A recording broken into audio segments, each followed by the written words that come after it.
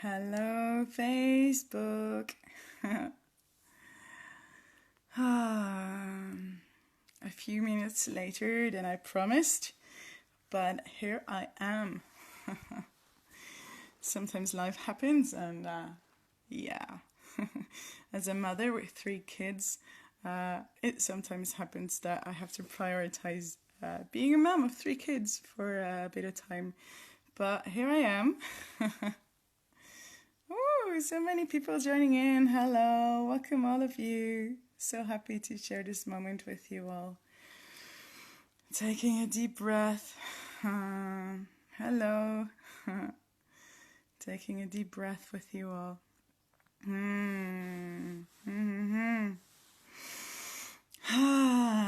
Talking about relating. And all these topics about relating are so applicable for everyone. So not just for people who have open relationships or polyamorous relationship or anything different from monogamous, because these patterns happen all the time with all of us. So welcome. Today I want to talk about boundaries and desires and where they come from, and inspired by my own experiences of the last years and by experiences that my clients share with me. And this is something that often comes up in open relating, and I think that's because open relating puts so much emphasis on our boundaries and desires, whereas we have them in any relationship that we have. Also in monogamous relationships, there are also boundaries and desires. But why they come up so much in open relationships, I guess it's because they touch so much upon our deepest inner fears of, the limiting beliefs we might have about being good enough, about being worthy of love, fears of being abandoned, fears of being not good enough, and all of that. So I think that's why this is a discussion that comes up a lot in open relating, and also is a topic that comes up in open relating all the time. And I have noticed myself that it can be really hard to feel my boundaries and desires. It can be really, really hard, because I am one of those persons, as I said in my previous videos, I'm one of those persons who's more on the anxious side of attachment scale. And to me, if I express a boundary or a desire, there is always a risk that I'm taking, and it might be a risk of scaring the person that I love off, so that I might chase them away by expressing my boundary or my desire.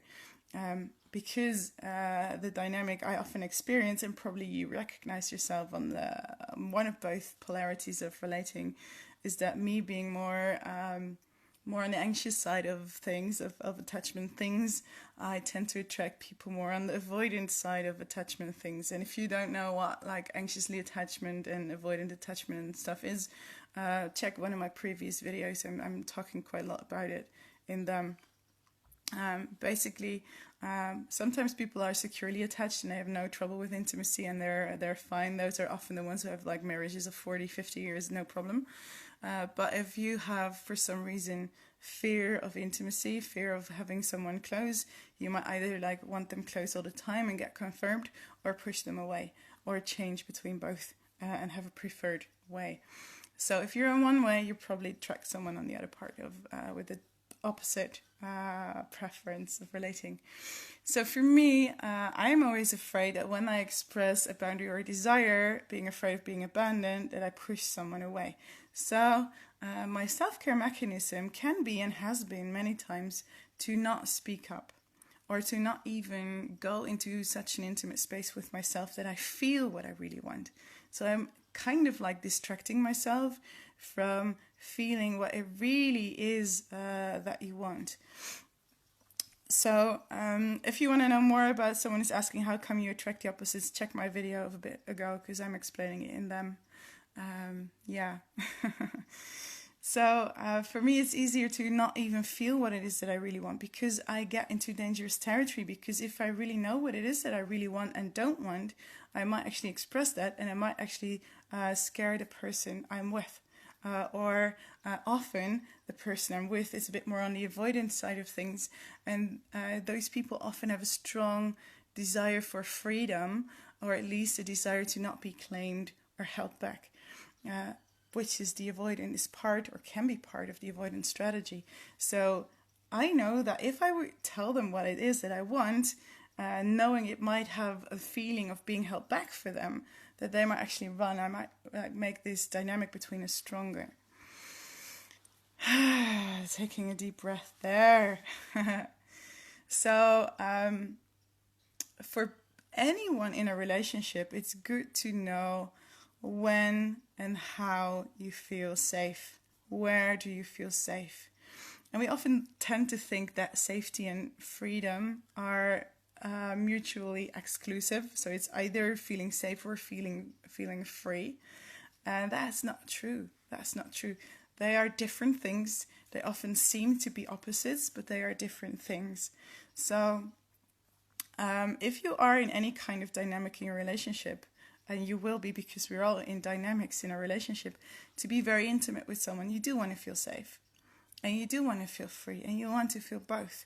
So no matter what your style of attaching yourself to someone is to find that sweet spot between, to find that sweet spot where you both feel safe and feel free, both of you.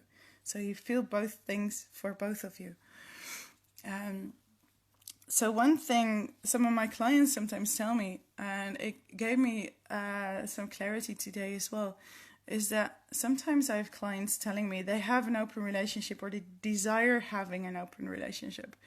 And then often, by the time they are talking with me, often one person really wants an open relationship and the other is more afraid of it. This is a dynamic that very often happens, is that not both people are as ready at the same time to open up the relationship and to open up to triggers that might be part of that. Might be part of opening the relationship. So by the time they're talking to me, often one person really desires more freedom and one person is scared as fuck for giving that freedom. And sometimes the person desiring the freedom tells me, like, hey, my partner actually is ready now to give me more freedom, and they tell me, if I wouldn't give you this freedom, I will lose you anyway, so let's give you this freedom. And this is a scenario I get told over and over again, and I've been there too, and I still can be there. And my question, like, I would be the one giving freedom to someone else because I know, or I think I know, that I'll lose them if I don't do it. And then my question is, like, where does this freedom, where does this boundary or letting go of boundary actually come from? Is that from an empowered place? Is this from a place of wanting to, like, from a desire? Is this a desire to let go of boundary? Is this a desire to give freedom to both ourselves and our partner? Or is this coming from a space of nearly giving up? Like, okay, let me just give you this freedom because otherwise I'm going to lose you. So, to me, it feels like, I also talked in my previous videos about we have a relaxed state and then we get triggered. We go to the fight or flight mode, where we might get defensive, where we might get clingy because we get scared or we get angry with our partner, whatever. And if we get triggered more, we go to freeze. And freeze can be giving up. So maybe you have seen these nature documentaries where this gazelle is being followed by this cheetah, and she'll flee first. And at some point the cheetah jumps her and bites her, like grabs her neck, and she's still very much alive, and she might struggle for a bit, she might fight for freedom. And at some point when she knows she cannot go, she'll just give up. She will just give up, relax actually, and let herself be killed. And my question is, like, if you receive or give permission or freedom to your partner from this place of, you know what, if I'm not doing this, I'm gonna lose you. Is it coming from power, or is it coming from this freeze place where you actually gave up on your own desires? Not yet on the relationship, but on your own desires. Because maybe your desire isn't in this moment to give this kind of freedom or to let go of this boundary. but you feel forced. You feel you have no place. You have no other choice than to do this, to save the thing you don't want to save, to prevent yourself from taking the risk of feeling abandoned. And so you give this, you forget, you diminish your own desire for safety or a boundary or whatever, and either tell yourself like, hey, actually this is what I want, or I have to do this because otherwise I'm going to lose my partner.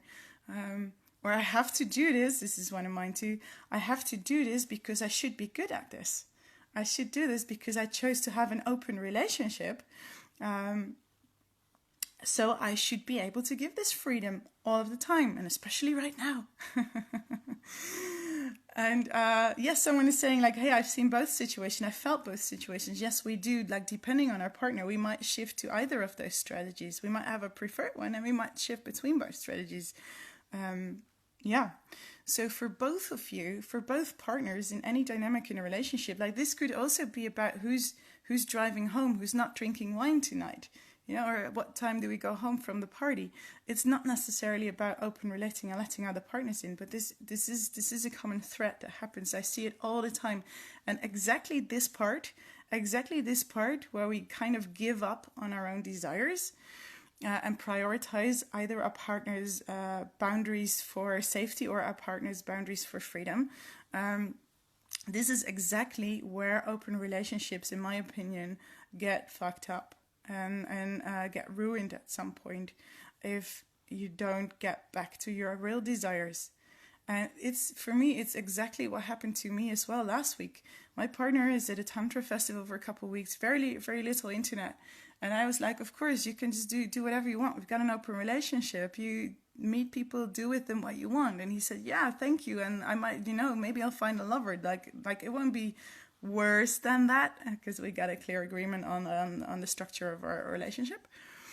And then he was gone, and for a few days, I just felt so much fear and so much panic in my system, so much. And I thought I was giving him an empowered choice from in me.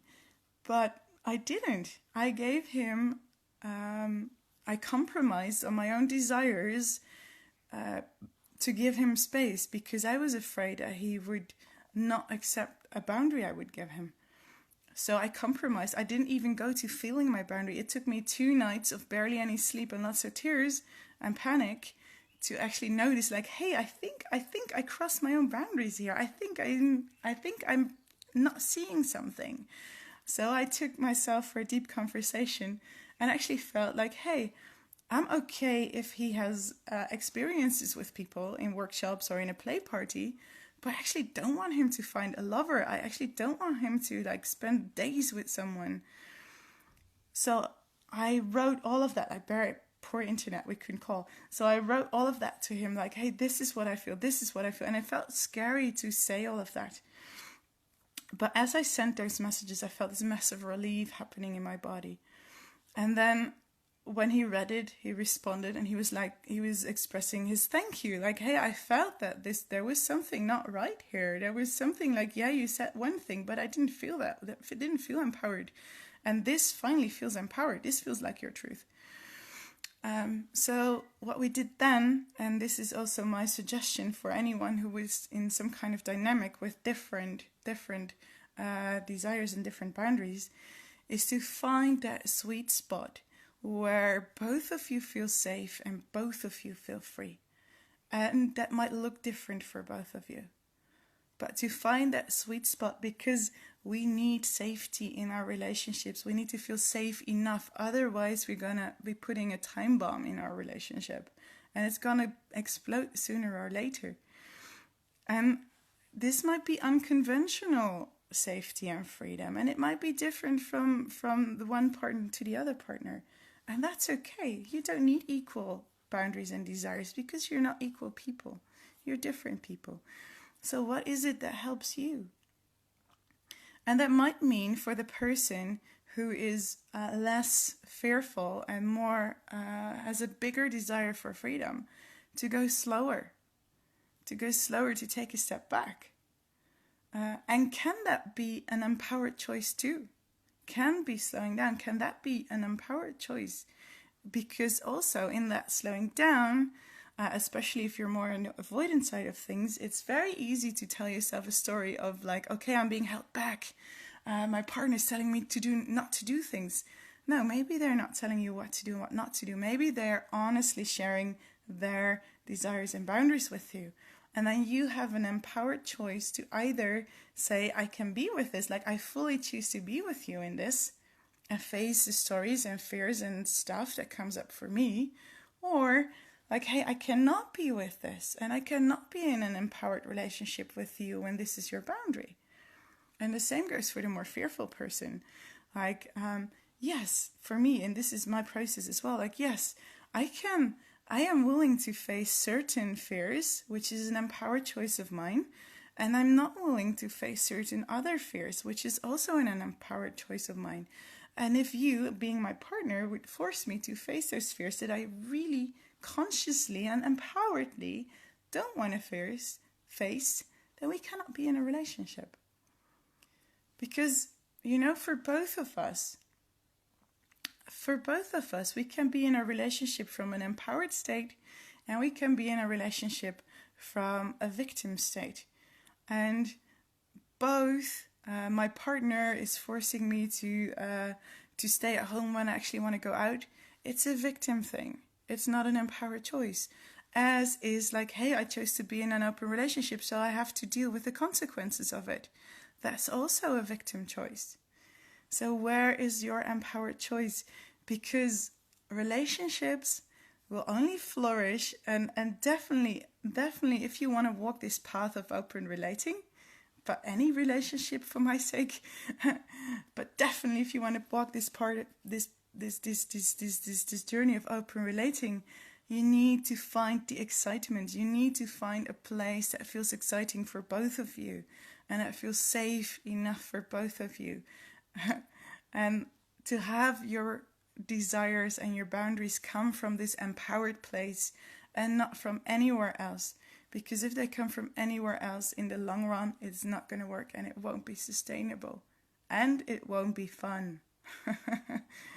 Not meaning that it's not okay to feel triggered. It's definitely okay to feel triggered and go through processes in your relationships. And in this process, you might notice that regularly there are boundaries and desires you actually didn't realize you had. So that also involves that you might unconsciously either step over your boundaries or over those of your partner. You can either, when that happens, when you or your partner accidentally crosses your boundary, you can either go into blaming mode and say like, shit, this was not okay, and you're the bad guy and you cannot do this to me and all of that, which I think still is it can be, okay, let me say it like this, it can be a victim choice. It's also possible to use it to calibrate and to find again, okay, you missed the sweet spot, so where is it? Can we have a conversation about this, where I feel safe and free and where you feel safe and free? And where do we have common ground? Where can we meet in this? And apparently we missed each other because we have a broken boundary right now. Where is that boundary, and how can we work with this? How can we make what we have even better now, having this new information? Not saying that there can be intentional boundary crossing. If that happens, Byron Katie says when something happens once, it's coincidence. Twice is like, it's a pattern. And three times is a pattern or something like that. Like something can happen once, it could even happen twice, but when it happens like 3 times, get out of there. So if your boundaries are intentionally being broken several times, then it's really time for a deep conversation. But you get the point. You get the point. You can use this, and not saying that it's the...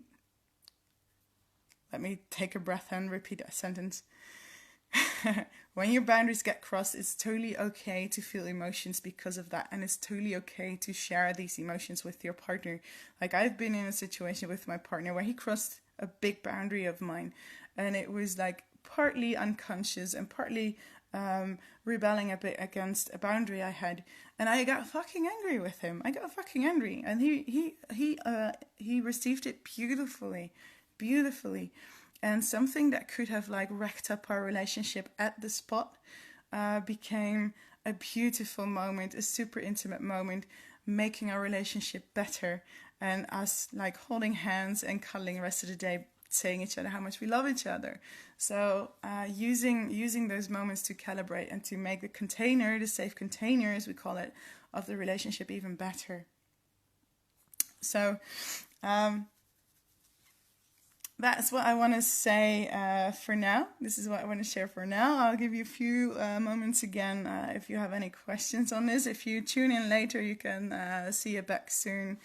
This monologue about boundaries and desires and where do they come from? Which part of you is do the boundaries and desires come from an empowered place or not? And get to know yourself really well. And if you want to know more about the different voices that you kind of in your head, like all these different characters, like your inner mom, your inner child, and all of them who have different boundaries and desires inside you, and how confusing that can be, then check out my previous 2 videos because I've talked a lot about those as well. So thank you for sharing some moments with me. I see all your names popping up in my screen, and it's heartwarming to have you here with me. And I'll do more of these little videos because I am enjoying them. So thank you for sharing this time with me, and have an amazing day, and talk with you soon again.